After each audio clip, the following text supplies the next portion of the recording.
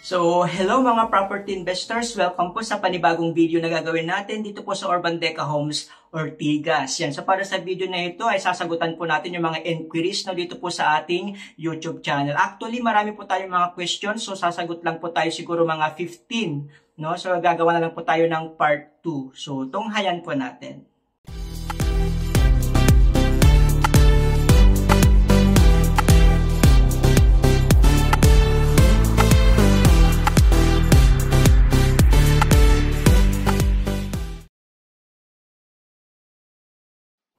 Ayan, so welcome mga property investors. Welcome po sa panibagong video na gagawin natin dito po sa Urban Deca Homes, Ortigas. So, sagutin natin no, yung mga ibang mga katanungan ng mga inquiries natin, yung mga questions and answers po dito po sa Urban Deca Homes, Ortigas. So, nung nakarang video, gumawa na po tayo no, ng pagkakaroon tayo ng price increase no, as of effective ngayong June 17. Yung mga newest update as of May 2023, pwede nyo pong panuorin po yan. Yan. Gumawa na rin tayo ng mga iba-ibang videos na about sa amenities, yung promo natin na 10,000 na, pwede nang makapag-move in, magkano ba yung monthly payment kung kukuha ko ng mga 2-bedroom, at yung paano ba mag-reserve ng mga forms at requirements na kailangan natin sa video at pag-ibig. So, ilalagay ko na lang din po sila sa may description box below para mapanood po ninyo yung mga videos about po dito sa Urban Deca Homes, Ortigas. Yan. Okay pa? And actually, gumawa na po ako ng aking video, no? Puntahan lang po natin yung blog site natin na bestcondoinvestment.wordpress.com para magkaroon kayo ng mga idea about sa mga property natin dito po sa Urban Deca Homes, Ortigas at mga iba pang mga properties po. Yan, bestcondoinvestment.wordpress.com. So, once na i-enter po yan, papasok na po tayo sa aking ginawang blog site na yung Best Property Investment PH. Best of the best properties na RFO, rent-to-own, tsaka pre-selling. So, meron tayong Urban Deca Homes, Ortigas. Yan po yung ating pinaka-focus project, no? Meron tayong price list. Yan doon magkakaroon tayo ng price increase ngayong June 17, mababago na po yan. May availability po tayo. And then may mga sample computations ng 2-bedroom na 30.60, 2-bedroom na 35.57, at 3-bedroom na 42.07 do sold out yung parking natin at 3-bedroom. Yan. May mga project locations tayo. Meron tayong Metro Manila, tsaka provinces, no? Meron tayo sa Mandaluyong, yan sa Pasig, yan yung Urban Deca Homes, Ortigas. So, i-click nyo lang po yan para magkaroon po kayo ng idea. Sa Quezon City, kung gusto nyo ng Urban Deca Towers Cubao, yan. Sa Manila, Urban Deca Homes Manila. At sa Mandaluyong natin yung Urban Deca Towers EDSA, no? So, pwede nyo po yung pindutin po at bisitahin yung aking blog site. Sa Marikina, may mga Marikina properties po din po tayo, mga housing lot, ganun po. Sa mga provinces, may mga Cavite, meron tayo sa Dasmariñas, Imus, General Trias. So, naghahanap po yung mga bahay, ganun po mga housing lot, mga townhouse. Yan, meron din po tayo sa Laguna, Pampanga, Quezon Province, at sa Rizal area, meron tayo sa Antipolo, Cainta at iba pang area. No, kung naghahanap din kayo mga DMCI, SMDC, no, may mga properties din po tayong hawak. Kasama ko yung mga co-brokers ko po. Okay po? Yan, sa mga forms at requirements, kung ano ba yung mga requirements natin, meron tayo gumawa na rin po tayo ng forms at requirements ng pag-ibig, no? Kung gusto niyo pag-ibig financing, local and abroad, na meron din tayo sa BDO, BPI, at in-house financing. So, puntahan nyo na lang po yan, bestcondoinvestment.wordpress.com. So, nakalagay na lang din po siya sa may description box. So, pag-usapan natin yung mga question and answer portion, no? Yung mga katanungan po ng ating mga investors, mga clients na nag-inquire po dito sa ating YouTube channel. So, kung may mga katanungan po kayo, pwede nyo rin pong ilagay. So, unang katanungan po, hello po, makabil po bang OFW na monthly income is 36,000 pesos lamang po? No? Sa tanongin natin, yan po, ito po yung ating computations, pinaka-computations po natin no, sa pag-ibig. Actually, pag-ibig yung pinakamura po natin.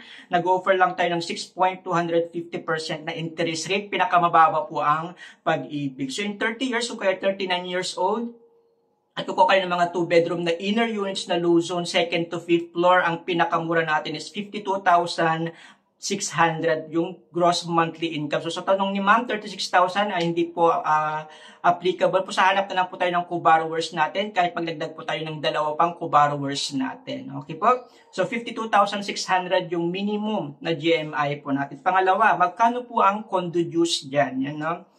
Magkano ba yung condo dues dyan?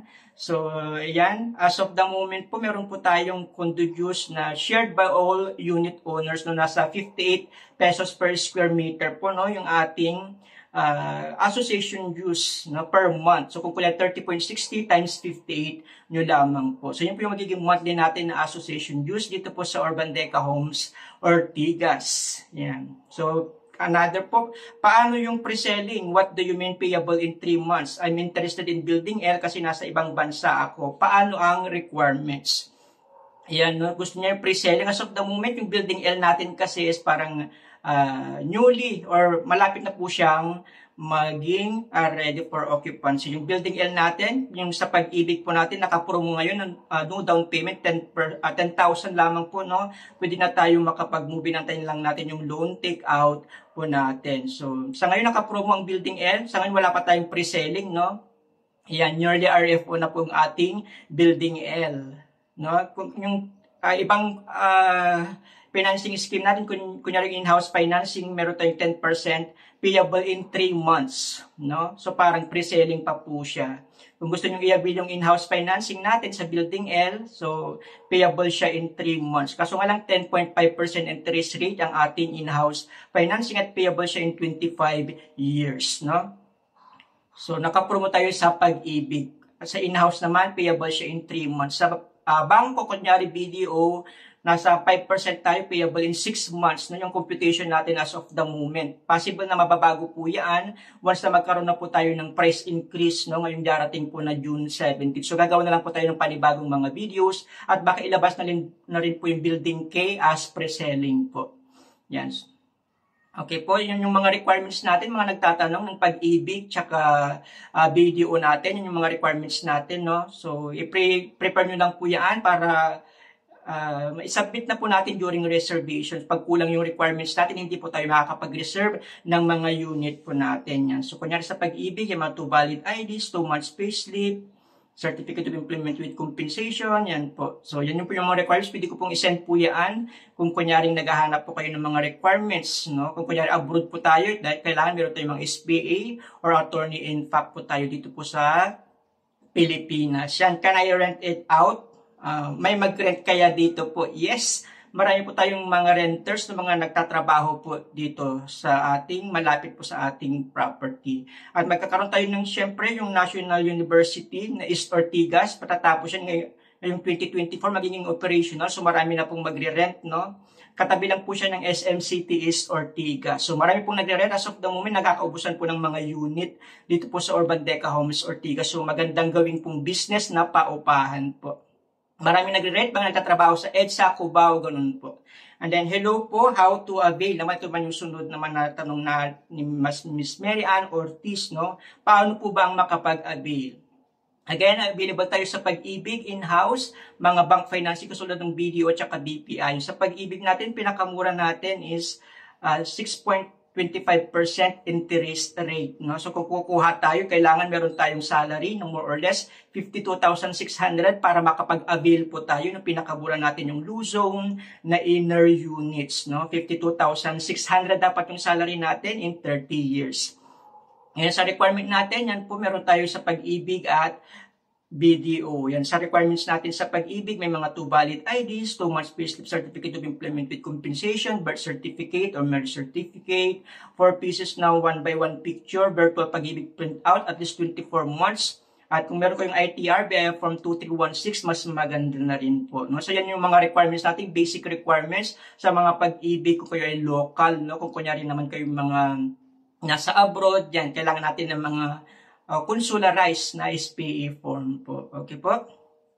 Yan, kailangan natin ng ITR, BIR form. Dito naman sa BDO, yung 2 valid IDs, 3 months payslip, almost the same lang din. And then income tax return natin na Form 2316, yung updated po na ating Form 2316. Okay po, again, walang swimming pool, katanungan po ni Raniel Cordero, no?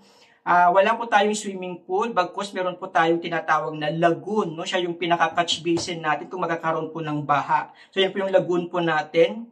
At hindi rin po siya advisable kasi magkakaroon tayo ng 22 na buildings. So pag magkakaroon ng swimming pool, parang wisik-wisik na lang. So hindi advisable, naglagay na lang po ng lagoon. Okay po. And then high question lang, ano ba talaga ang i-check for income requirement? May iba kasi ako nakikita basic salary daw na 65,000 for 30.64 Pag-ibig, 30.60 square meter for Pag-ibig na 2 bedrooms. Again, yung pinakamura natin, no, ready for occupancy sa building MNOPQR, mga 30.60 no, sa Luzon. Kunyari kukuha tayo ng mga Luzon, 2nd to 5th floor. Again, yung pinakamura natin, pinakamababang gross monthly income requirement is 52,600 po. So magdidepende po yan kung outer yung kukunin nyo. Yan kung kunyari sa Luzon, yan sa inner natin, sa outer is 56,400 yung monthly gross monthly income. Sa high zone naman, yung kukuha tayo ng high zone, 11 to 17th floor, ang mga inner units natin, nasa more or less, dapat kailangan natin 54,200, no, yung salary income requirement natin. Yung mga outer naman, nasa 57,900, no, yung mga gross monthly income po natin. So, iba pa rin yung computations ng 35.57 at yung 42.07 natin na 3 bedrooms. Again, 52,600 po yung minimum requirements. So parking plus unit, 30,000 po ang cash out. So, katanungan po ni Mijin Dico. Yes po. No, sa mga unit po natin, ang reservation or down payment natin is 10,000 lamang po. And then sa parking naman is 20,000. Do meron tayong sold out ngayon ng parking natin, no? Baka magkaroon yung building K, pwede po tayo diyan. And then once na mag-open na po yung ating parking building. So 30,000 ang cash out po pag unit tsaka parking yung kukunin po natin. Okay po? Yan. Follow-up question, how much value ang total ng 2-bedroom plus parking? So, more or less nasa 4 million, no? Pag mga kukuha tayo ng mga outer units, kunyari dyan, outer units, nasa 3.2 million po, no? And then sa mga parking po natin, yung 12.5, nasa 1.2. Sold out ngayon ang ating parking sa mga ilalim ng mga building. Yan, magkakaroon tayo ng parking building, 7 level po yan. At syempre yung building K. So more or less, nasa 4 million, no? Pag kukuha po tayo ng ating mga 2-bedroom, pinakamurang 2-bedroom at parking po. Hi, may units pa ba na may balcony or lahat ng units po ay wala? So, dito po sa Urbanteca Homes Ortigas ay wala po tayong mga balcony, no? Yan po yung mga outer units natin. Yan naman po yung mga inner units natin. So, pangit na rin na nalagyan ng balcony siya, additional pa siya ng association use at baka sakaling pag nagkaroon ng balcony, baka gagawin nilang sampayan, lalagyan ng mga tanim, no? So, parang papangit na po yung ating area. At may possibility na kunyari yung mga bata, baka mahulog pa sila, no? So, hindi na lang po naglagay ng balcony. So, wala po tayong balcony dito po sa Urbanteca Homes Ortigas. So, kung naghanap po yung balcony, meron tayong mga sa DMCI, SNDC, so pwede ko rin pong i-alok. Times 3, times 4 po yung mga prices po nila. So, again, wala po tayong balcony dito po sa Urbanteca Homes Ortigas. Okay po yung mga inner tsaka outer units, no? Nasa more is 200,000 yung difference. Bawal po bang tangki ng gasol? Paano ang washing machine, no? Sa katanungan din yan. So, I encourage everyone na magkaroon po tayo ng range hood, no, para ma-avoid natin yung may eliminate yung may smell, no. Yung mga ginagamitan ng gas, kerosene, butane, yan, bawal pong gamitin po yan dito po sa Urbanteca Homes Ortigas. So, pwede tayong gumamit ng mga induction cooker, ganun po, no, sa mga microwave, yan, pwede po tayong gumamit ng mga ganun. So, bawal po yung mga ginagamitan ng gas, no. Sa mga washing machine naman, nakikita natin, nagpapalagay sila along sa may kitchen area, no? Kadalasan nagpapalagay sila sa kitchen area at meron din sa loob ng CR. So, nakadepende na po yun kung paano nyo ipagawa po yung unit po natin sa mga contractor na kakilala po natin. Ito yung mga iba pang mga may washing machine, no? Karamihan nasa kitchen area po. So, kausapin nyo na lang po yung contractor nyo kung paano nyo po palagyan ng washing machine. Doon meron din tayong mga laundry shop, no, sa may tapat ng building N, no? Kung gusto niyo magpalaba, magpa-laundry. So kung gusto niyo ng washing machine, pwede mong ilagay sa may kitchen area po ninyo.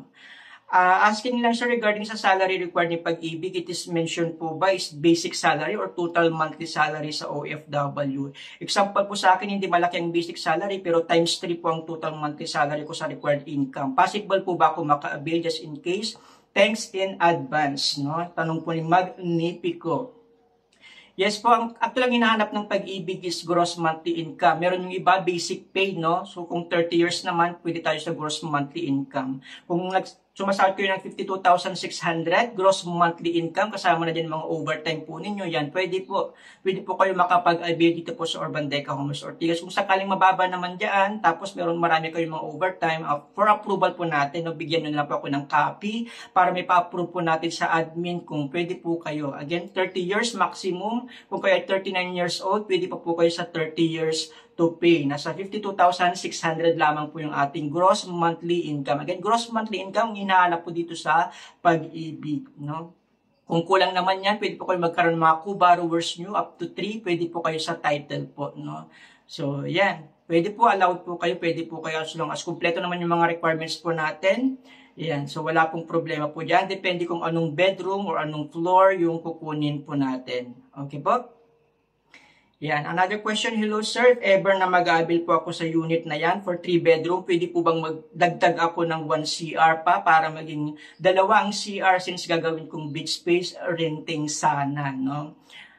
Actually, meron na tayong structure. Ito yung structure ng ating 3 bedroom na 42.07 square meter, 5.5 by 6.65, kaya nag-come up siya sa 42.07 square meter. Yan yung ating 1 lang yung CR po natin. Baka gusto siguro ni sir yung isang bedroom ay gawin niyang CR. So hindi po yan allowed kasi meron na pong structure po yung ating mga units. So walang mga pipes na po, no, baka maapektuhan yung mga ibang mga units pa diyan. Kunyari sa baba mo, nasa baba, no. So hindi po allowed na magkaroon po ng another CR. Kung gusto niyo magkaroon ng 2 bedroom or 3 bedroom na mga paupahan, pwede po kayong kumuha ng magkatapat na unit. Kasi kung magkatabi, hindi po pwedeng tanggalin din yung butasan yung gitna, no. Kasi nga mababago yung structure ng building, baka makasira pa po, no, sa ating structures ng ating building layout po, no. So hindi po allowed na magkaroon pa ng another CR. So kuha na lang po tayo ng 2 magkatapat na mga 2 bedroom para po kung gagawin nating business or paupahan ay malawak po yung ating property or unit. Okay po. So, sold out nyo ng 3 bedroom. Once na magkaroon yung building K, so yung maghahanap ng mga 3 bedroom, ay prepare nyo lang po yung mga documents, baka ngayong buwan din ay ilalabas yung building K natin, no? Panibagong pre-selling, payable siguro siya in 12 months. So, gagawin na lang po tayo ng mga panibagong videos once na lumabas po yung ating building K. Okay po? Ayan, yung mga 3 bedrooms natin, 4 lang siya na units per floor. Again, katanungan ulit, pag bank financing, may bayad po diba yung processing fee sa bangko? Yan. Sa BDO, yan, sa mga computations natin, wala na po, no? Kasama na po sila sa net contract or total outstanding obligations po natin. Nandiyan na yung documentation, processing, so wala na po tayong babayaran na processing fee. Bibigyan lang natin yung mga documents natin, antayin lang natin yung loan takeout natin, no? Dito lang sa ating monthly amortization, siya hindi pa kasama yung RPT, fire insurance, at MRI. So, add lang po tayo ng more or less na sa 1,300. Pero sa documentation, sa processing, kasama na po yan sa ating net contract or total outstanding obligation. So, kasama na po yung processing sa ating net contract price po natin. Okay po? Yan. Sa bank financing natin, available tayo sa BPI, Security Bank, at sa iba pa po. Ilang buwan po, sir, na ma-approve sa Pag-ibig? Thanks. Yan. Sa client ko, meron tayong 28 days lang. Approve na po siya, no? Kung palagi tayong updated sa mga, kunyari kung may mga tawag sila at nasasagot natin, may mga email nasasagutan natin. So as low as 28 days, pwede na po tayong ma-approve. So yan, 1 to 3 months, maximum na lang siguro yung 3 months kung hindi tayo updated sa mga emails nila. Yan, so may possibility na matagalan tayong ma-approve. So within 28 days, 1 month, pwede na tayong makalipat once na na-comply natin lahat ng mga requirements po natin. No? Yan yung mga requirements natin, i-prepare nyo na lang kung naghahanap kayo ng Pag-ibig financing. So 1 to 2 months, pwede na tayo makalipat, no? Dito po sa Urbandeca Homes Ortigas, gamit po ang Pag-ibig financing. Yan. So pinakamababa pa rin po ang Pag-ibig as of the moment, no? Yan. So, kung gusto niyo makita yung mga default units natin, yan, free viewing po tayo para makita yung mga 30.60, inner, outer, 35.57, yan po. So, gusto ko lang malaman yung time and date kung kailan po kayo available. Kung gusto niyo makita yung mga specific day units, kunyari may mga paborito kayong mga numbers, paborito kayong mga floors, yan, prepare lang po tayo ng 2 months payslip, certificate of employment with compensation, tsaka 2 valid ID. So, tawag lang po kayo 0936-899-2683. Available po ako sa Viber, WhatsApp, Telegram, Truecall, at through text. Again, 0936-899-2683 para makita na po natin yung mga units po dito sa Urban Deca Homes Ortigas. Kung currently nangungupahan kayo, stop printing na po dahil sa halagang 10,000 lamang, pwede na po tayo makapag-reserve ng unit po dito sa Urban Deca Homes Ortigas. Okay po? Yan, start owning your tomorrow today. Yan, kung naghahanap po yung dating 1.7 million, ngayon makakaroon ng price increase, magiging 3 million na po yung dating 1.7 million ng mga 30.60 na 2-bedroom natin dito sa Urban Deca Homes Manila, no? Urban Deca Homes Ortigas. Yan. So again, I'm inviting everyone kung naghahanap kayo ng mga investment dito po along Ortigas Extension, Pasig City. Yan, pwede po nating mag-invest dito po sa Urban Deca Homes Ortigas. So magkakaroon ng price increase ngayong June 17, no? So kuha na po kayo ng mga units po ninyo dito po sa Urban Deca Homes Ortigas. Okay, pa wag niyong kalimutang i-click ang subscribe at ang notification bell para updated po kayo palagi dito sa mga upload ko po dito po sa Urban Deca Homes Ortigas. So bago mag-price increase, kuha na po kayo dito po sa Urban Deca Homes Ortigas. Maraming pong salamat at God bless everyone. See you po dito po sa Urban Deca Homes Ortigas.